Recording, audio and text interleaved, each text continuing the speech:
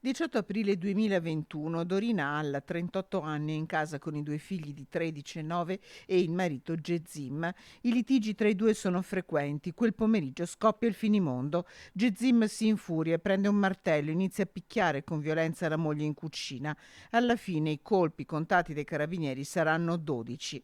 I due ragazzi sono in casa nascosti in camera da letto, atterriti e impotenti. Sarà lo stesso Gezim ad allertare i soccorsi, ma per la donna non c'è nulla da fare. Dorina Alla muore in casa sua, uccisa dal marito dal quale si stava separando. Gezim Alla viene arrestato subito e condotto in carcere a Vicenza.